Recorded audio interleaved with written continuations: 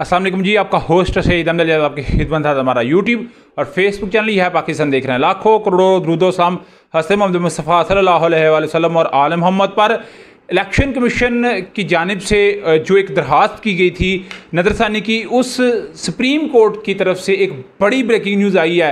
और उस बड़ी ब्रेकिंग न्यूज़ में डेफिनेटली इमरान अहमद ख़ान नज़ीर साहब के लिए एक बहुत बड़ा जो है उनकी जो एक मेरा ख्याल है डिमांड थी कि जी इलेक्शन होने चाहिए और पंजाब के अंदर इंतखाबात होने चाहिए। 14 मई को सुप्रीम कोर्ट ऑफ पाकिस्तान ने एक ऐलान किया था और फैसला दिया था 3 रुकनी बेंच, जिसमें चीफ जस्टिस उमर ताब बंदयाल साहब, जस्टिस मुनीब अख्तर साहब और जस्टिस जाजुल हसन साहब, तीनों इसमें मौजूद थे। और उन्होंने फैसला किया था कि पंजाब के अंदर 14 मई को इंतखाबात होने चाहिए। और आप जानते हैं कि पाकिस्तान तहरीक इंसाफ ने अपनी हुकूमत भी इसलिए असम्बलियाँ भी इसलिए तोड़ी थी, उसे तहलील भी इसलिए किया था कि इंतखाबात जो है वो होने चाहिए 90 दिन के अंदर।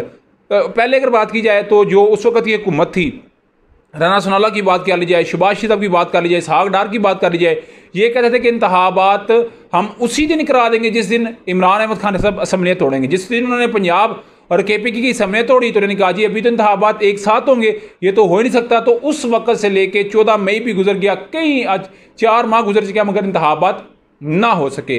तो बेसिकली नज़रसानी की एक दरख्वास्त की गई थी। अभी नज़रसानी होती क्या है? नज़रसानी ये थी कि इलेक्शन कमीशन को कहा गया कि आप 14 मई को इंतखाबात करवाएंगे पंजाब के अंदर। तो इलेक्शन कमीशन ने एक दरख्वास्त दी सुप्रीम कोर्ट को कि आप अपने फैसले पे नज़रसानी करें, उसको दोबारा देखें, उसमें कोई गलती है जिसकी बुनियाद के ऊपर हम इंतखाबात नहीं करवा सकते। तो आज ही बाकायदा तौर के ऊपर 3 रुकनी बेंच था, जिसमें चीफ जस्टिस उमर ताब बंदयाल साहब, जस्टिस जाजुल हसन साहब और जस्टिस मुनीब अख्तर साहब, तीनों ने इसकी समाअत की। और समाअत में जो 14 मई को पंजाब में इंतखाबात कराने की तारीख थी उसको बरकरार रखा गया। उस फैसले को हतमी फैसला करार दिया गया कि इलेक्शन कमीशन पाबंद है कि 90 दिन में इंतखाबात करवाना पड़ेगा उसको।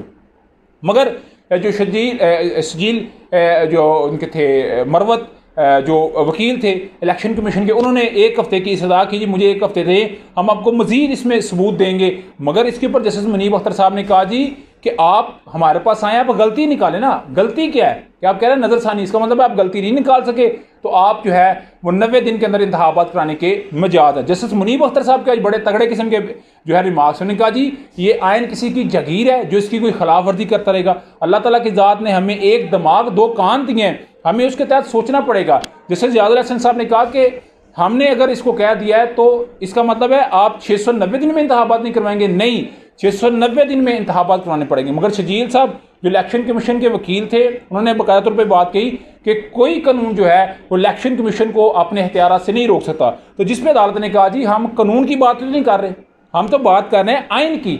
आइन ऊपर है, कानून नीचे है। ये कैसे हो सकता है कि जिसका दिल करे जब दिल करे वो आइन की खिलाफ वर्जी करता रहे और हम इधर चुप कर बैठे रहे। मगर आज एक वाज़ेह तौर पे नज़र आया कि जो अदालतें हैं वो प्रॉपर तरीके से इस बात पे बाज़िद हो गई है कि उन्होंने इंतखाबात 90 दिन में हर सूरत करवाने हैं और करवा के इसके ऊपर जो है वो बताना है। और मैंने ना आपको एक बात बताई थी कि 16 सितंबर को रिटायर हो रहे हैं चीफ जस्टिस साहब, मगर चीफ जस्टिस साहब जाने से पहले कोई ऐसे बड़े बड़े फैसले करके जाएंगे कि जिसके बाद सूरत हाल जो है वो PDM के लिए सबसे बड़ा मसला बन जाएगा। और इमरान अहमद खान ऐसे को डेफिनेटली पैगाम भी दे दिया गया होगा, पूरा ने बता भी दिया जाएगा कि जी आपके लिए जो इंतखाबात की डेट थी उसको जो है वो अनाउंस कर दिया गया कि उसी के ऊपर इंतखाबात कराने हैं। मगर अभी देखना ये पड़ेगा कि इलेक्शन कमीशन अभी मजीद क्या करता है, क्योंकि आज ताहिर अशरफी साहब ने बाकायदा तौर पर यह बात कही है एयरवे न्यूज़ को इंटरव्यू देते हुए। उन्होंने कहा जी chief election commissioner Sikandar Sultan Raja को नहीं पता कि इंतखाबात कब होने हैं। मगर एक बड़ी जो है वो सरप्राइज़ है, अभी डेफिनेटली एक्ट एंड प्रोसीजर का बिल जो है वो डिस्कस किया जा रहा है।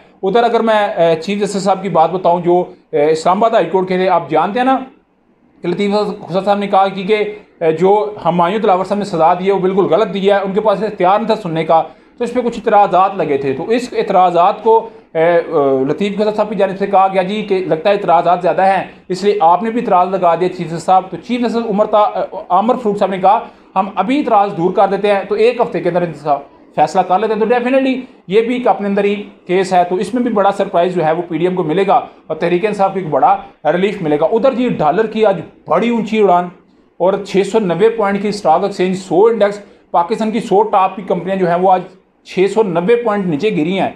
और पाकिस्तान में डेफिनेटली जो सिचुएशन है वो अब बहुत गंभीर हो चुकी हुई है। डॉलर आज फिर 2 रुपये 50 पैसे बढ़ा है और 305 रुपये तो वो ओपन मार्केट में, तो अगर जब कोई बंदा मजबूरी के तहत लेने जाता है तो उसे 330 का भी नहीं मिल रहा। तो ये बड़ी इस वक्त सिचुएशन है, तो डेफिनेटली इसका प्रेशर जो है वो आम पब्लिक के ऊपर आएगा। तो डेफिनेटली इसके मतलब मैं आपको बताता रहूँगा। मगर अभी तक का व्लॉग था, अभी तक की अपडेट थी। व्लॉग वीडियो पसंद आए तो फिर चैनल को लाइक सब्सक्राइब अपने दोस्तों से शेयर कर लीजिएगा। नेक्स्ट वीडियो तक के लिए होस्ट को इजाज़त दीजिए। अल्लाह ताला आपको हामी नस्र। अस्सलाम वालेकुम।